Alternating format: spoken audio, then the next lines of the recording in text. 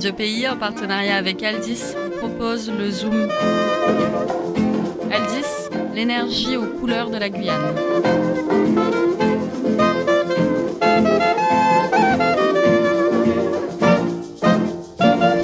Hey, comment va, chers auditeurs et auditrices de Radio Pays? Bah moi ça va pas trop. Je suis malade depuis quelques jours. Bon, c'est un truc pas sympa. J'ai de la fièvre, j'ai mal au crâne, comme si quelqu'un enchaînait les strikes à l'intérieur de ma tête. Je suis courbaturé et j'ai un peu des difficultés à respirer. C'est pas terrible. Je pense qu'il va falloir que j'aille à l'hôpital, mais avant, il faut qu'on parle. En ce moment, je ne vous l'apprends pas, mais il y a pas mal de maladies qui tournent d'un groupe palu, pour ne citer que les plus connus, notamment la photomoustique Aedes aegypti ou Anopheles. Aujourd'hui, la maladie qui va nous intéresser, étudiée depuis plus de 15 ans par notre intervenant du jour, l'infectiologue du centre hospitalier de Cayenne, Loïc Epelboin, notre maladie n'a rien à voir avec les moustiques. Je vous donne quelques indices. Je suis une maladie encore pleine de mystères, présente partout dans le monde, mais avec un taux d'incidence hors du commun en Guyane. On me voit près du bétail habituellement, mais pas en Guyane, où je préfère les villes. Des chercheurs ont écrit que je venais des paresseux, des rumeurs accusent plutôt des chauves-souris, et enfin mes symptômes sont assez basiques, mais je suis pourtant particulièrement dur à déceler. Je suis... Eh bien si vous ne l'avez pas, la réponse est dans notre problématique du jour qui va nous permettre d'aborder tous ces points en détail. Mes amis, chers auditeurs et auditrices, en quoi la fièvre Q, la Quarry Fever guyanaise, est-elle unique au monde? Unique et dur à étudier donc. Petite anecdote, le nom de fièvre Q vient justement de là, du mot quarry en anglais, la fièvre mystérieuse, la Quarry Fever. Aujourd'hui, nous allons réaliser un véritable jeu de pistes à travers les années, aux côtés de Loïc, donc, qui cherche à travers ses nombreux travaux à accroître nos connaissances sur la fièvre Q depuis désormais 15 ans. Mais reprenons depuis le début. La fièvre Q, en 2004, c'est quelque chose d'assez connu déjà. Cette maladie, qui nous provient d'une bactérie australienne de son doux nom Coxiella burnetii, provoque entre autres symptômes chez les humains de la fièvre, des atteintes du foie et surtout des infections pulmonaires. Dans le monde, 1% des hospitalisations pour infections pulmonaires réalisées par les établissements de santé sont dues à de la fièvre Q. 1% donc seulement, et qui donc généralement touche en priorité des éleveurs ou des agriculteurs, voire des touristes curieux partis en week-end dans des écofermes. Parce que oui, la fièvre Q, qu'on soit au Brésil, en Bretagne ou en Chine, c'est une zoonose. Ce sont nos élevages bovins, ovins, caprins, ainsi que nos abattoirs qui sont les principaux vecteurs de risque à travers les animaux qui y transitent et surtout via leur matrice génitale qui peuvent être manipulées lors des mises à bas. Si on résume donc, une maladie plutôt bénigne, plutôt inoffensive, aux origines de transmission bien connues. Fin du sujet, non?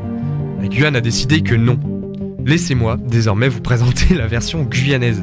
On l'appelle soit MST17, soit CB175, et en fait, c'est que cette bactérie qu'on retrouve en Guyane. C'est-à-dire qu'il y a d'autres maladies, ou il y a d'autres endroits dans le monde où on peut retrouver plusieurs souches d'une même bactérie qui infectent les patients, et notamment pour la fièvre Q, et ben en Guyane, c'est une seule et même souche qui infecte tous les patients.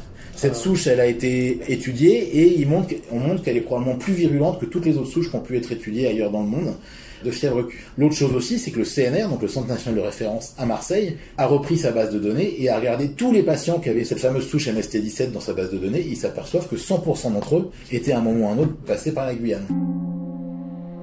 Et il a fallu du temps pour la repérer, cette souche très spécifique à la Guyane, qui semble donc ne provenir que d'ici pour le moment.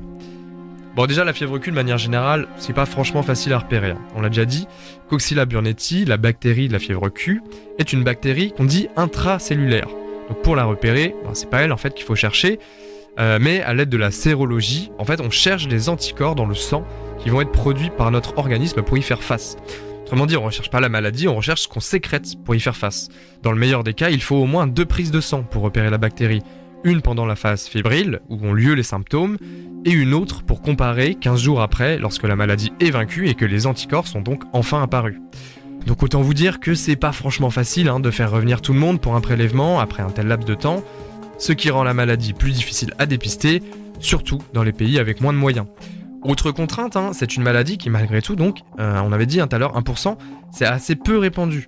C'est une maladie qu'on ne cherche vraiment que lorsque des patients atteints au poumon sont proches d'un élevage.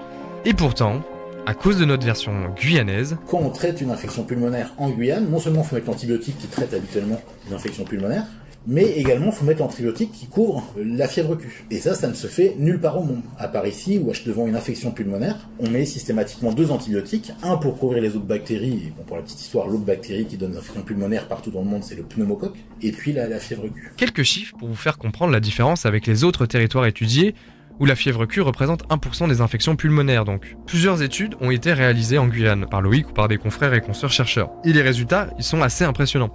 Dans les établissements de santé guyanais, c'est entre 24 et 38% des infections pulmonaires de 2004 à 2017 qui sont imputées à la fièvre Q, pour un taux d'incidence battant tous les records dans le monde à hauteur d'environ 40 cas pour 100 000 habitants par an. Ça n'a pas l'air beaucoup, mais à l'échelle de cette maladie, c'est énorme. À ce niveau-là, on est d'ailleurs dans une situation qu'on dit d'hyperpandémie, qu'on ne retrouve pas ailleurs, même pas chez nos voisins brésiliens ou surinamais, où aucune étude comparable, en tout cas, n'a fait remonter de tels résultats pour le moment. Autre anomalie, et pas des moindres, les victimes de ces petites pandémies. Âgés comme un hexagone de 30 à 60 ans, ce ne sont pourtant pas nos agriculteurs qui sont touchés ici, mais des populations, disons, plutôt aisées, métropolitains pour beaucoup, créoles aussi, donc des habitants de Cayenne et de ses environs principalement, mais on en retrouve aussi un petit peu dans un autre profil quand même plus agricole à Cacao. Mais presque nulle part ailleurs en Guyane, ni à Saint-Lô, avec sa forte population pourtant, ni à Mana ou Sinamari avec leurs élevages, donc c'est assez incompréhensible, c'est un autre mystère pour cette fièvre Q qui décidément ne ressemble à aucune autre. La question s'est donc posée, d'où vient la bactérie, comment se transmet-elle à l'homme, si ce n'est pas via les élevages comme partout ailleurs dans le monde, et pourquoi touche-t-elle une autre partie de la population et justement pas ces éleveurs quand même en particulier? Eh bien, la réponse, bien qu'encore lacunaire, c'est l'armée qui nous l'a donnée, malgré elle. Il se trouve que grâce aux militaires, on a pu progresser un petit peu sur les connaissances de cette maladie au début des années 2010, parce qu'il y a eu une grosse épidémie au camp du Tigre, donc qui est un camp de logement des familles militaires au camp du Tigre, où il y avait une 50aine de personnes, et il y a eu 20% des gens qui vivaient là-bas qui ont chopé la fièvre Q. Quand on regardait qu'est-ce qui différenciait les gens qui avaient attrapé la fièvre Q de ceux qui l'avaient pas attrapé, ceux qui avaient attrapé la fièvre Q, ils étaient plus souvent à avoir fait le ménage et à avoir passé le balai, donc on reste toujours dans la même cohérence de mis en suspension la poussière, et surtout d'avoir pris, parce qu'évidemment il y a un paresseux un peu à moitié apprivoisé qui traînait dans le coin, et ceux qui avaient pris le paresseux dans les bras avaient plus de chances d'avoir fait la fièvre Q que ceux qui l'avaient pas pris dans les bras. Quelques années plus tard, de nouveau les militaires nous filent un coup de main, puisque ils partent à 15 faire un week-end d'intégration sur la Comté, et parmi les 15 jeunes marins qui vont sur la Comté, il y en a 5 qui 3 semaines plus tard développent la fièvre Q. On fait des investigations là-bas, et de fil en aiguille, on s'aperçoit que ceux qui ont passé le rotofil avaient plus de chances que les autres d'avoir attrapé la fièvre Q, et en plus il se trouve que sur le terrain qu'ils avaient aménagé à côté, une sorte de terrain de boule qui avait été aménagé à côté, on trouve plusieurs crottes qui sont des crottes de cabillaï ou capybara et qui sont analysées, qui reviennent positives à la fièvre Q. Conclusion donc, le jardinage, à travers certaines activités, met en contact des humains avec des déjections d'animaux aérosolisées, mises en suspension dans l'air, voire avec les animaux directement qui, par le contact ou par l'air, donc transmettent la bactérie de la fièvre Q à l'humain. Un constat qui permettrait donc d'expliquer les infections du côté de Cacao, forcément, mais aussi au niveau de la population de Cayenne, qui possède souvent des jardins. Mais il reste encore plein de zones d'ombre. Pourquoi Cayenne uniquement, et pas d'autres villes, qui ont également des jardins? Pourquoi la fièvre Q n'était pas présente partout? Et quels sont les animaux porteurs de ce virus? La réponse pourrait peut-être venir des animaux qui pourraient être porteurs de ce virus. Le problème, c'est qu'on ignore encore lesquels peuvent l'être. Une mission d'une équipe d'infectiologues de Marseille, dirigée par le désormais fameux professeur Raoult, s'est rendue à Cayenne. Et suite à la découverte d'un paresseux décédé contaminé près de la montagne du Tigre, l'équipe a donc conclu que la faute revenait à cette espèce uniquement, qui selon cette étude donc est omniprésente à Cayenne, via l'ancien centre de sauvegarde pour les paresseux justement, que l'équipe décrit comme très visité et en plein centre de Cayenne. Ce qui est, bon, disons un peu contestable, voire franchement complètement faux. Le centre était en réalité en dehors de Cayenne, du côté de Macouria, et pas franchement si visité que ça, jusqu'à sa fermeture dans les années 2010. Peu convaincu donc par ces conclusions, Loïc finira par monter un projet de recherche autour de l'étude du réservoir animal de la fièvre Q, à l'échelle de toute la Guyane, avec notamment Benoît de Thoisy, Anne Lavergne et leur équipe issue du laboratoire des interactions virus-hôtes de l'Institut Pasteur de Guyane. Vous avez peut-être aperçu les affiches et les posts il y a 2 ans, invitant les Guyanais à signaler ou voire récupérer même les cadavres d'animaux sur la route pour les amener à Pasteur à Cayenne, qui se chargeait alors de faire des prélèvements pour vérifier la présence ou non de la souche de la fièvre Q. Et bah ça, c'était il y a 2 ans. Depuis, le temps est passé, et donc 2000 PCR ont été réalisés. Et les résultats commencent justement à tomber. Et Loïc, hasard du calendrier, quand je suis allé le voir, venait justement de recevoir quelques résultats. Sur tous les prélèvements qu'on a fait, il y en a 3 sur lesquels on a pu faire une PCR un peu spécifique de cette souche décrite par les Marseillais et qui a une délétion spécifique qui est la souche CB175 ou MST17 et que oui, 3 des prélèvements qu'on a obtenus là dans notre étude sont positifs en MST17. Donc a priori, la souche guyanaise est tout simplement capable de se faufiler de mammifère à mammifère avec une aisance étonnante. Et l'humain, ça fait partie de ces mammifères.